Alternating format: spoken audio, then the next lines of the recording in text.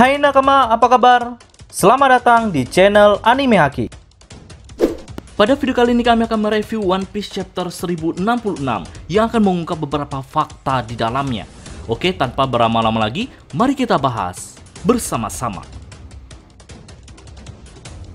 Kita mulai dengan cover story. Perjalanan tanpa emosi Germa Double Six telah memasuki volume ke-23 yang tentunya terbilang cukup panjang. Dan kali ini kita akan diperlihatkan Germa Double Six dan Caesar telah berhasil kabur dan sampai di kerajaan Germa Double Six. Apakah ini pertanda jika cover story selanjutnya akan membahas karakter lainnya? Oke, kita langsung masuk pada inti pembahasan.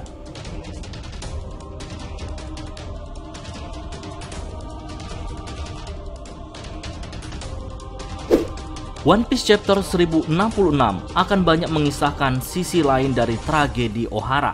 Namun sebelum itu, kloningan Vegapunk 01 yang bernama Saka mulai menjelaskan bahwa teknologi yang ada di abad kekosongan sangatlah canggih.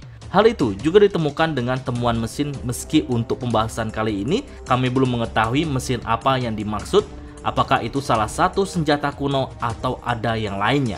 Namun, tahun pembuatannya sama persis dengan tahun di mana kerajaan kuno saat itu ada, tepatnya 900 tahun yang lalu. Penyebab Ohara di bumi hanguskan juga karena hipotesa atau dugaan sementara berdasarkan isi dari poneglyph yang mendekati benar. Pemerintah dunia sangat takut jika informasi dari kerajaan kuno tersebar luas, maka siapapun orangnya, baik itu ilmuwan, bajak laut, angkatan laut, bahkan orang-orang dari pemerintah dunia sendiri, jika berani membongkar abad kekosongan, maka ia layak untuk mati. Lalu cerita beralih pada Saka yang mengungkap sisi lain dari tragedi Ohara.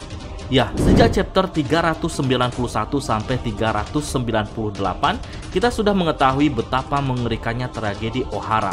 Semua orang harus mati tanpa kenal ampun. Bahkan kapal evakuasi yang mengangkut penduduk sipil juga dihancurkan.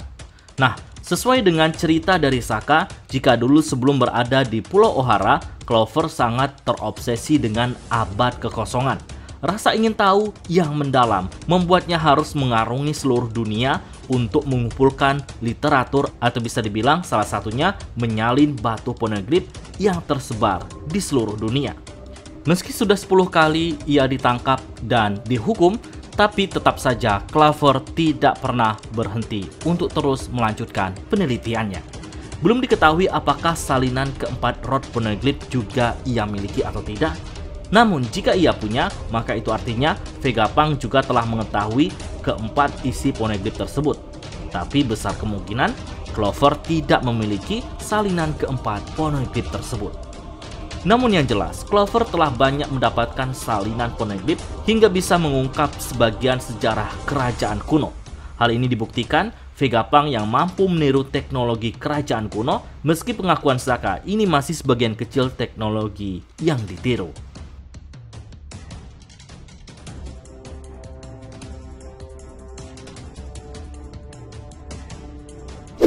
Sisi lain yang baru diungkap pada chapter ini setelah tragedi Ohara adalah aset terpenting yang dimiliki Clover, yaitu literatur atau buku tentang abad kekosongan. Yang mana literatur atau buku-buku tersebut diselamatkan dengan dilempar ke dalam danau yang berada di tengah pulau sebelum diserang oleh pemerintah dunia. Sehingga danau itu seketika langsung dipenuhi dengan buku-buku. Dua hal yang menjadi perhatian kami tentang hal ini. Pertama, jika memahami dari perkataan Saka, Angkatan Laut tidak melihat buku-buku tersebut sebagai barang yang berharga. Ditambah lagi, buku tersebut sudah terendam air. Lalu pada chapter 398, Angkatan Laut melihat buku-buku berada di dalam danau, namun mereka menganggap jika itu hanya kebetulan, bukan karena disengaja. Yang bisa diartikan, jika buku-buku tersebut terlempar ke danau, efek ledakan dari Buster Call, sehingga mereka tidak menganggapnya sebagai barang penting lagi. Lalu yang kedua, kenapa buku-buku yang sudah tenggelam di dalam danau masih bisa diselamatkan, dalam artian masih bisa dibaca? Logikanya, buku kalau sudah terendam di dalam air dalam jangka waktu yang cukup lama, maka buku tersebut akan rusak. Apakah bahan buku dan tintanya anti air yang tidak mudah rusak? Namun apapun itu, buku-buku tersebut kini telah berada di Elbaf dan dijaga oleh Jaguar Dissau bersama para raksasa lainnya. Nah, apakah setelah alur Egghead, bajak laut Mugiwara akan mendatangi Pulau Elbaf? Karena tentunya Robin sudah cukup penasaran dengan buku-buku peninggalan Clover.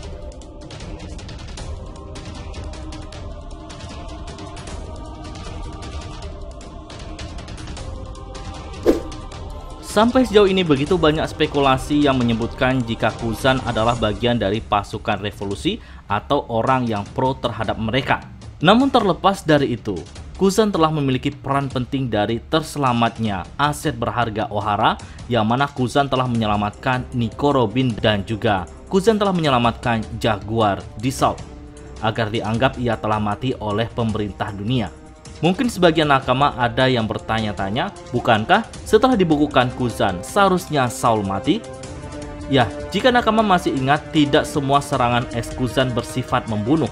Dulu, Luffy dan sebagian krunya juga pernah dibukukan oleh Kuzan, tapi ia masih selamat. Hal ini juga terjadi pada Saul. Lantas siapa Kuzan sebenarnya? Mengapa ia melakukan hal itu? Apakah karena faktor kasihan saja mengingat Saul adalah temannya dan terselamatkannya Robin atas permintaan Saul? Atau memang hal ini sudah direncanakan oleh mereka sejak lama?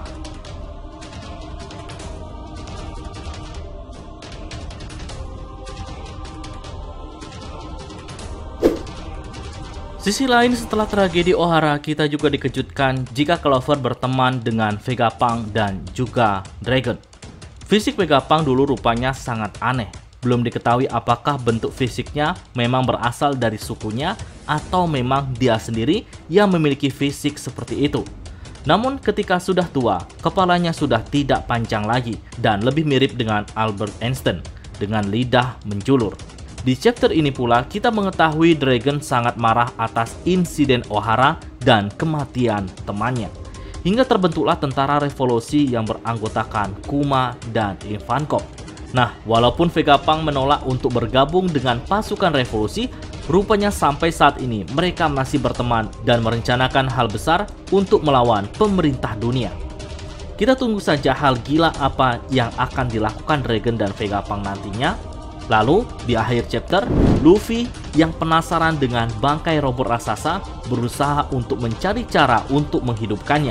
Dan sesaat setelah itu, robotnya meledak. Seseorang berusaha keluar dari sana. Kemudian saat dibantu Luffy, rupanya dia adalah Vegapunk yang asli. Jika diperhatikan, tingkah kakek yang satu ini cukup konyol. Dan kami yakin, Luffy akan cepat akrab dengan Vegapunk. Apalagi Vegapunk sudah menyadari jika anak Dragon akan datang. Kita tunggu saja apa saja yang akan diberikan Vegapunk kepada Luffy untuk melawan pemerintah dunia, selain informasi tentang abad kekosongan. Nah, bagaimana menurut nakama semua? Berikan pendapat kalian pada kolom komentar.